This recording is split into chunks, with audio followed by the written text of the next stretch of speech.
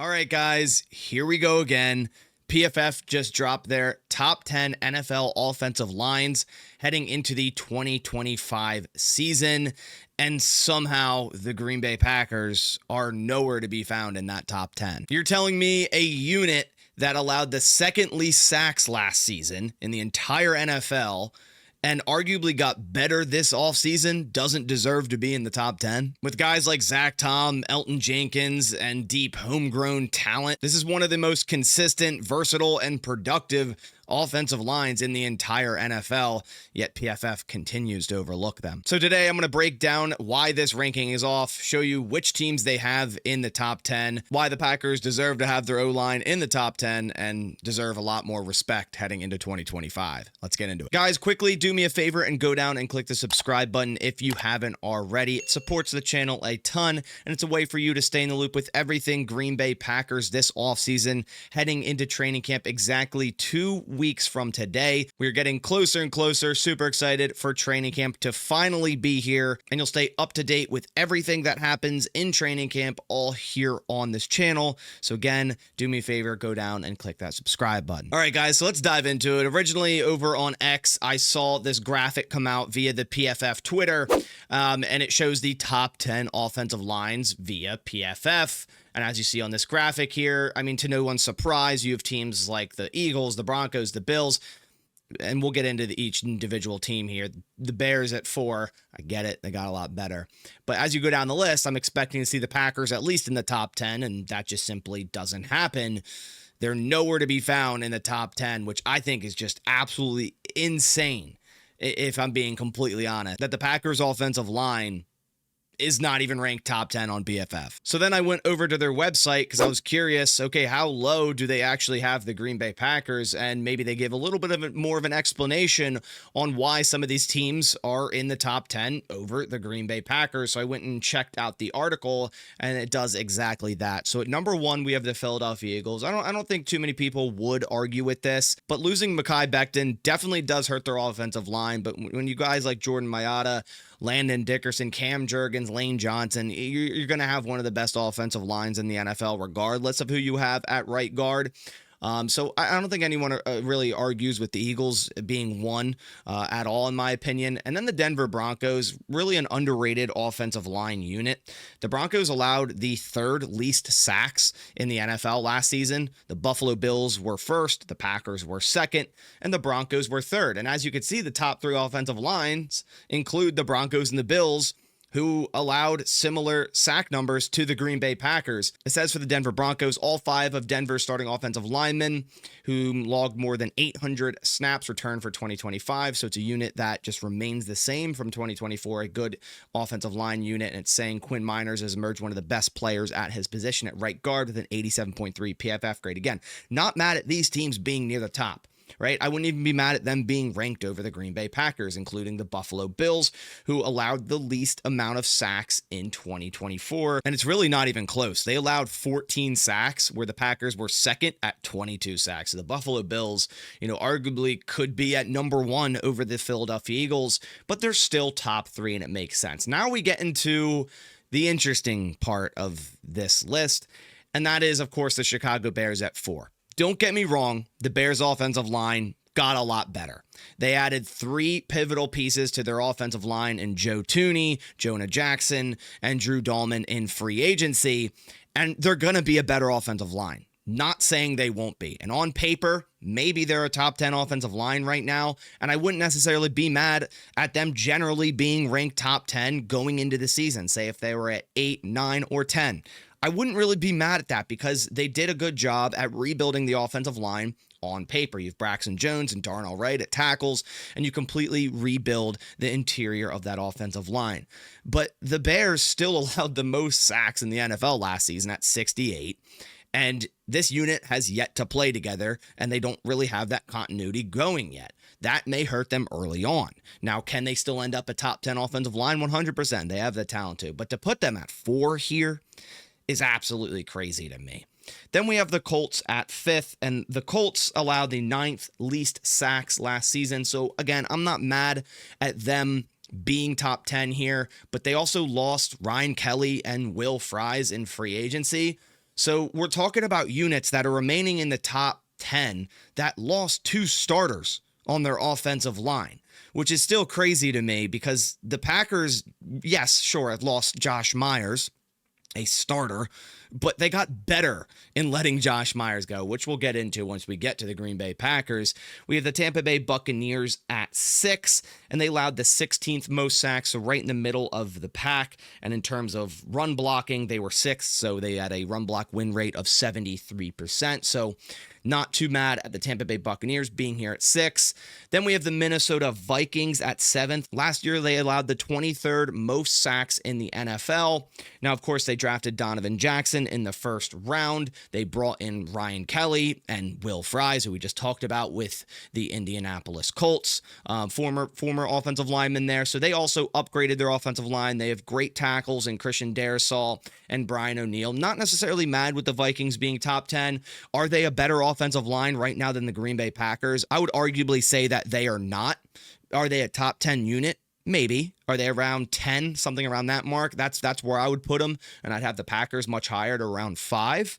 But they have the Minnesota Vikings at 7, and then we keep going down the list, and we have the Atlanta Falcons at 8, who do have a good offensive line. You could see Matthews, Bergeron, Lindstrom, McGarry. Now, they did lose Drew Dahlman at center, and here's another offensive line that lost a key starter. We're not just talking about a random starter or even a Mekhi Becton at right guard. We're talking about Drew Dahlman, who was one of the best centers in the NFL last year, one of the better ones, up-and-coming centers. They lost him. So, we're talking about a unit that lost their pivotal piece of their offensive line that's calling out protections, doing all the offensive line adjustments. I think Atlanta does it that way, just like the Packers do.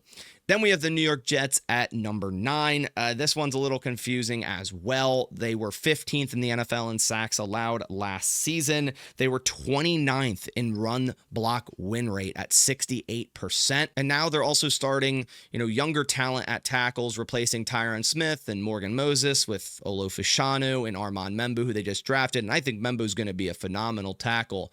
But this is still an unproven group.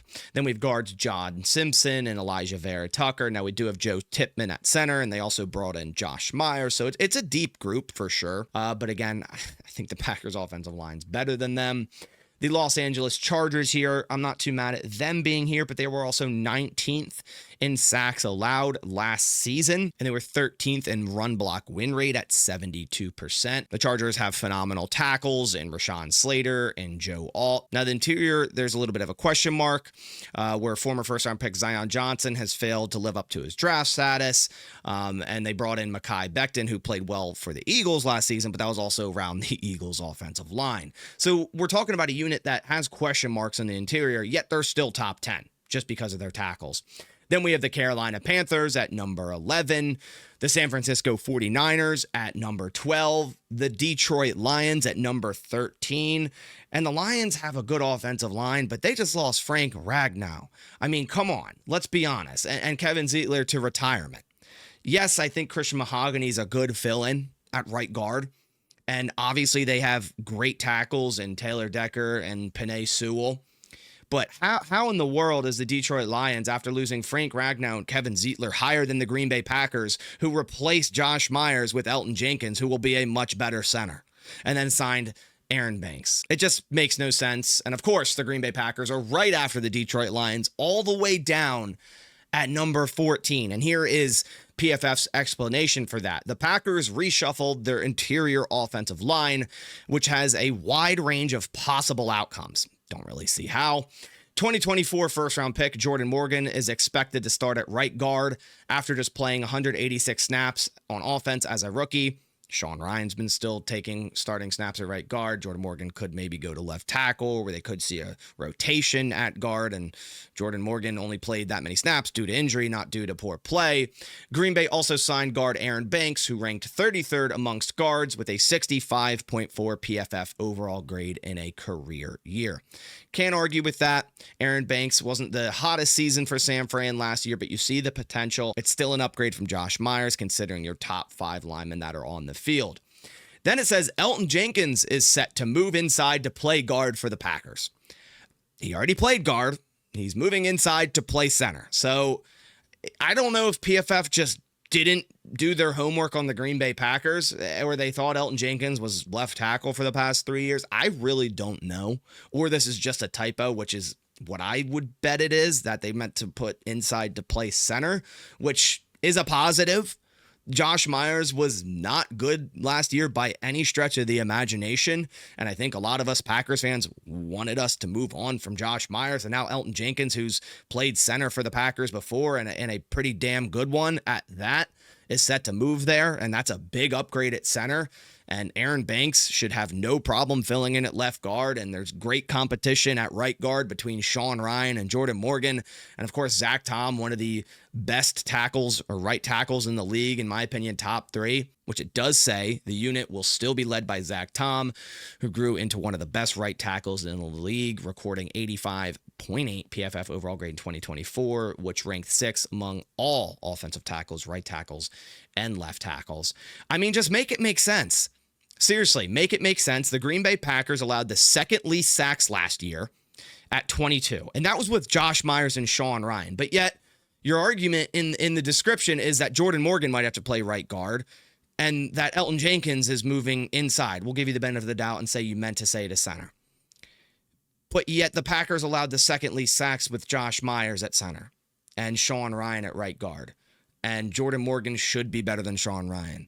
And Elton Jenkins is 100% better than Josh Myers. And Aaron Banks is a solid addition to this offensive line. Rasheed Walker is an above-average left tackle for the Packers there. Zach Tom, one of the best right tackles in the league. How in the world is it the 14th ranked unit over other teams like the Lions, the Chargers, the Jets, the Falcons, the Vikings, the Bears? I mean, it's ridiculous. It's honestly ridiculous. I don't know if they're just doing this just to piss Packers fans off. I feel like PFF does this every year where they'll release a ranking or grade some type of player for the Packers like terribly.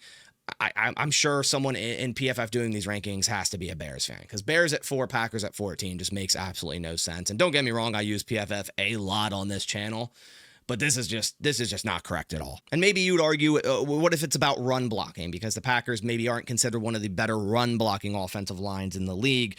Well, last year they were ranked 23rd in run block win rate, but it's the same percentage as a lot of other teams. So they're pretty much tied in the middle of the pack at 71% with teams like the Buffalo Bills, the Atlanta Falcons, and also the San Francisco 49ers. All of which are above the Green Bay Packers here. So it's not a run blocking thing either, and let alone the Packers were a good running team last year with Josh Jacobs, and I expect them to get better considering they brought in Aaron Banks, who's more of a run blocker. Elton Jenkins to center will help their run game.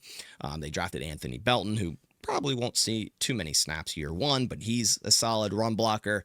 So again, it just doesn't make sense. And then to round out this list, they got the Rams, the Cardinals, the Ravens, the Raiders, the Commanders, Chiefs, Steelers, Saints, Cowboys, Titans, Dolphins, Jags, Browns, Giants at 28, Patriots at 29, Seahawks at 30, Bengals at 31, and the worst offensive line is the Texans. I think we can all agree on that. I don't know what they're doing over there, but let me know your guys' thoughts down in the comments below. Where do you think the Packers should be ranked here? I think 100% top 10. I don't think there's any denying that the Packers have a top 10 offensive line in the NFL.